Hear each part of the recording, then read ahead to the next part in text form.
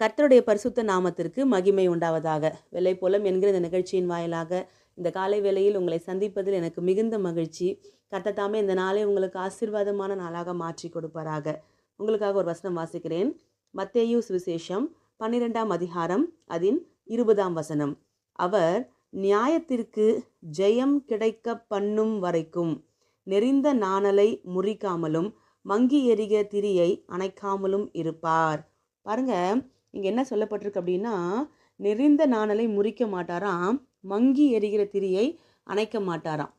எது வரைக்கும் அப்படின்னு கேட்டிங்கன்னா, நியாயத்திற்கு ஜெயம் கிடைக்க பண்ணுகிற வரைக்கும் என்று சொல்லி வாசிக்கிறோம். பாருங்க, நம்முடைய வாழ்க்கையில் நீங்கள் சொல்லி கொண்டிருக்கலாம், என் வாழ்க்கையில் கடவுள் நீதி செய்வார் நான் காத்திருந்து என் வாழ்க்கையே முடிஞ்சிடும் போல இருக்கு, இன்னும் எத்தனை நாள் தான் இந்த போராட்டத்தை நான் சகிக்க போகிறேன்னு தெரியல, இன்னும் எத்தனை நாள் தான் இந்த வேதனை என் வாழ்க்கையில் தொடரும்னு தெரியல, இந்த வேதனையின் முடிவில் கடைசியில் நான் இல்லாமல் போகிறேன், அதுதான் நடக்க போகுது, நான் சாக போகிறேன், அதுதான் நடக்க போகுது, அப்படி சொல்லி நீங்கள் புலம்பிக் கொண்டிருக்கிறீங்க அப்படின்னா, இன்றைக்கு இந்த வார்த்தை உங்களை நோக்கி வருகிறது. என்ன வார்த்தை? அவர் நியாயத்திற்கு ஜெயம் கிடைக்க பண்ணும் வரைக்கும். அதாவது நீங்கள் எத்தனை நாள் கர்த்தர் எனக்காக நீதி செய்வார் என்று சொல்லி கர்த்தரை நம்பி காத்திருக்கிறீங்க இல்லையா, உங்களுடைய நியாயத்திற்கு ஒரு ஜெயத்தை உங்களுக்கு கிடைக்க பண்ணும் வரைக்கும் நீங்கள் நெறிந்த நாணலை போல இருக்கலாம், மங்கி எறிகிற திரியை போல இருக்கலாம். தேவன் உங்கள் ஜீவனை அணைக்க மாட்டார், உங்களை காப்பாற்றுவார். இதுவரைக்கும் நீங்கள் ஜீவனோடு இருக்கிறதே அதற்கு சாட்சியாக இருக்கிறது. எத்தனையோ போராட்டங்களை கடந்துட்டீங்க, எத்தனையோ பாதைகளை ஜெயித்து வந்துட்டீங்க, கடப்போன்ற நம்பிக்கையே இல்லை, என்றைக்கோ மரணத்திற்கு வேண்டும் என்கிற தருணங்களை எல்லாம் தாண்டி இன்றைக்கும் நீங்கள் ஜீவனோடு இருப்பதே அதற்கு சாட்சியாக இருக்கிறது. இன்றைக்கு கர்த்தருடைய வார்த்தை உங்களை நோக்கி புறப்பட்டு வருகிறது. அவர் நிச்சயமாய் உங்கள் நியாயத்திற்கு ஜெயத்தை கட்டளையிடுவார். அது வரையிலும் உங்கள் திரியை அவர் அணைய விட மாட்டார். அப்போ அதன் பின்பு அணைந்து போக விடுவாரா? அதன் பின்பும் அணைந்து போக விட மாட்டார். அதன் பின்பு நீங்கள் பட்ட பாடுகளுக்கெல்லாம் நிகராய் உங்களை மகிழ்ச்சியாக்குகிற நாட்களையும் கர்த்தர் வைப்பார். மோசே சங்கீதத்தில் இப்படியாய் சொல்லி இருக்கிறார், ஆண்டவரே நாங்கள் துன்பத்தை கண்ட நாட்களுக்கு சரியா எங்களை மகிழ்ச்சியாக்கும் என்று சொல்லி.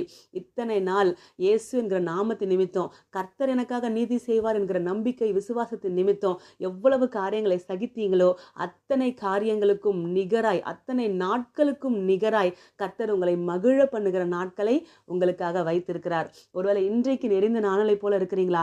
இன்றைக்கு மங்கி எறிகிற திரியை போல இருக்கிறீங்களா? என்னோட ஜீவன் முடிந்துருமோன்னு எனக்கு பயமா இருக்கு, என்னுடைய ஹெல்த் கண்டிஷன் அந்த மாதிரி இருக்கு, எனக்கு ஒரு நன்மை உண்டாகும் என்கிற நம்பிக்கை அற்று போயிருக்கு நீங்க நினைத்து கொண்டிருக்கிறீங்களா? இன்றைக்கு கர்த்தருடைய வார்த்தை உங்களை நோக்கி புறப்பட்டு வருகிறது. அவர் நிச்சயமாய் உங்களுக்கு ஜெயம் கிடைக்க பண்ணுவார். அதோடு கூட உங்களுக்கு நல்ல ஜீவனையும் தீர்க்காயுசையும் கொடுத்து நீங்கள் இழந்த சந்தோஷமான வருஷங்களை மீண்டுமாய் நீங்கள் அனுபவிக்கும்படி தேவன் உங்களுக்கு தயவு பாராட்டுவார்.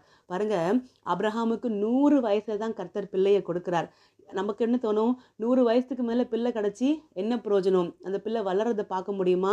அந்த பிள்ளைக்கு ஏதாவது நம்ம செய்ய முடியுமா? அப்படின்ற மாதிரியான எண்ணங்கள் உண்டாகும். ஆனால் நீங்கள் பாருங்கள், ஆபிரகாம் 100 வயதில் பிள்ளையை பெற்றெடுத்து அந்த பிள்ளையோட கூட வாழக்கூடிய ஒரு கிருபையை தேவன் ஆபிரகாமுக்கு கொடுத்தார். ஆபிரகாம் ஈசாக்குக்கு திருமணம் செய்து வைக்கிறதை நீங்கள் பார்க்க முடியும். ஈசாக்கின் பிள்ளைகள் ஆபிரகாமின் மடியில் வளர்க்கப்பட்டாங்கன்னு சொல்லி நீங்கள் பார்க்க முடியும்.